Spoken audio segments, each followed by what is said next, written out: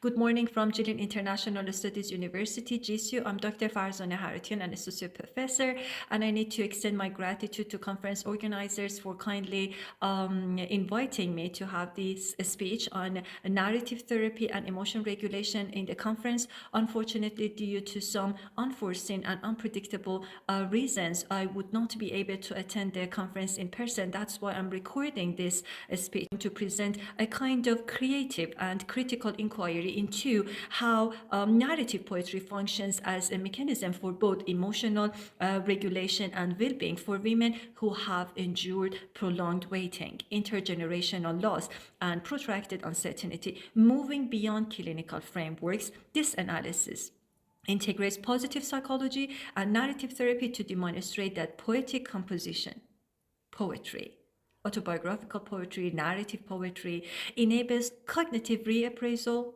restores narrative coherence, and transforms passive suffering into crafted testimony. This speech includes an original poem, The Fig Tree Speaks. The Fig Tree Speaks, written in iambic pentameter with alternating rhyme.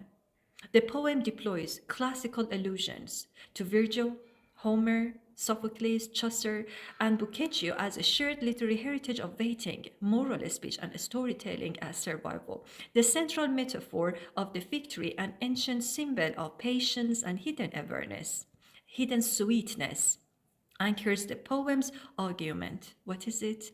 Hope is not a shout, but a seed, not denial, but the small, slow work of hidden cells.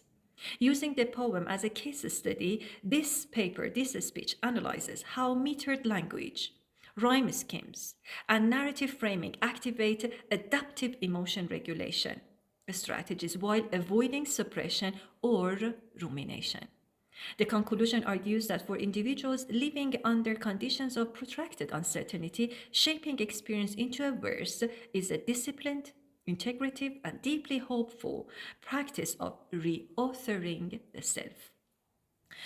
For introduction, I shall say I have titled it as the syntax of silence.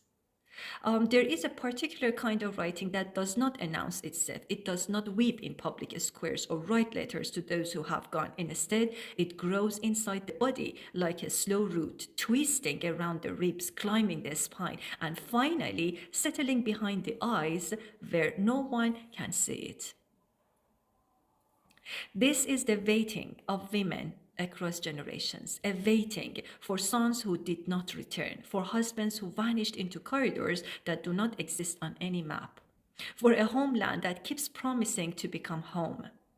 This paper does not name wars or governments. It does not take sides. Instead, it listens to the metaphors that women have woven into their daily speech, their embroidered clothes, their half-finished songs.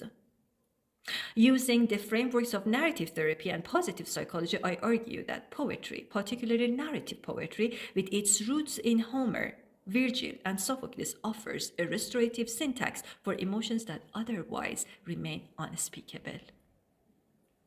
The poem included here, The Fig Tree Speaks, is offered as a case study in how metered language can transform passive suffering into crafted testimony, converting decades of waiting into a measured, dignified, and ultimately hopeful utterance. Narrative therapy, developed by Michael White and David Epstein, rests on a simple but profound premise. What is it? The stories we tell about our lives shape the lives we are able to live. This is about the power and the magic of poetry and stories. You write yourself, you become the author.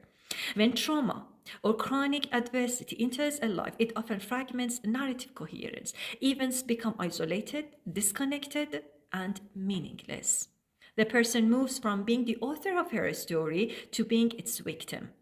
White and Epstein 1990 proposed that therapeutic reauthoring, the deliberate reconstruction of a life story to emphasize agency, competence, and preferred values, could restore psychological well-being, even when external circumstances remain unchanged. This is what a lot of us are witnessing, are experiencing now at this year 2026. For women who have experienced prolonged separation, loss, or protracted uncertainty, the dominant story often follows a contamination sequence. I waited and nothing came. I hoped and I was betrayed. Narrative therapy interrupts this sequence by searching for unique outcomes. Moments when the person acted with courage, kindness, or dignity despite the adversity.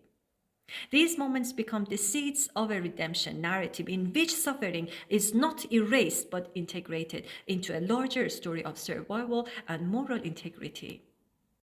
Positive psychology, inaugurated by Seligman, 2000, shifted the focus of psychology from pathology to flourishing, to happiness, to authentic happiness. Central to this framework is the concept of hope, which Snyder defined not as passive wishing, but as a cognitive and compromising agency.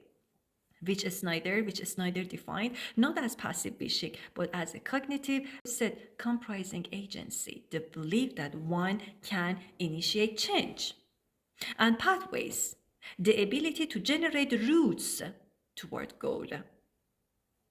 For individuals living under conditions of protracted uncertainty, including exile, displacement, or political stasis, hope becomes a radical act.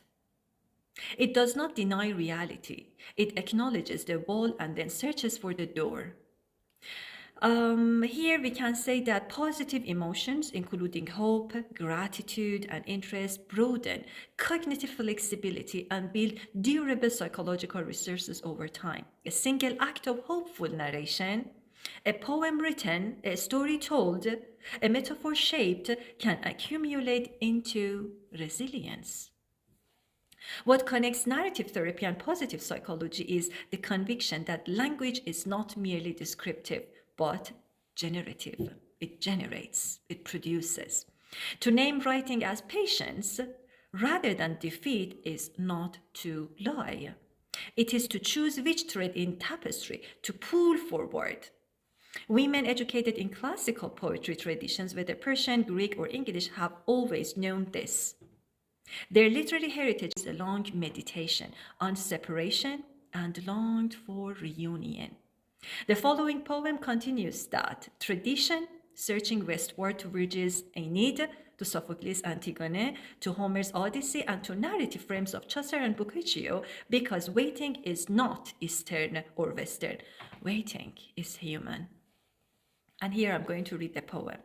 The fig tree speaks.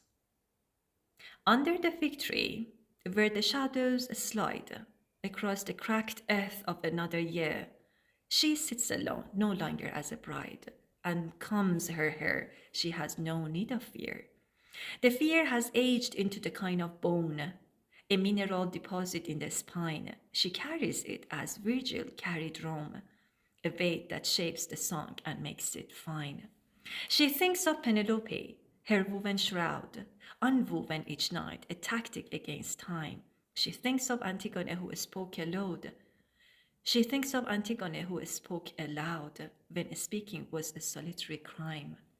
She thinks of Chaucer's women on the road who told their tales to keep the dark at bay, and Boccaccio when pestilence bestowed a frame for stories that outlasted plague. And she remembers sisters in her own land, no names, no dates, just hands that held the thread, who wrote no books but taught her how to stand, when every standing thing had been struck dead. The fig tree gives its fruit without speech. It does not ask the winter to be kind. It only deepens roots where stones and screech of distant words have left the earth maligned. So she remains, not waiting for a king, not waiting for a banner or a grave. She waits because the fig tree needs her spring. And spring, she knows, is what the brave still save. Her hope is not a shout, it's a seed. It is the small, slow work of hidden cells. It is the patient, unheroic deed of one who stays and staying breaks the spells. Let others sing of battles and of thrones. She sings the root, the rhythm, and the rain. She sings the slow return of scattered bones. to soil that recognizes them again.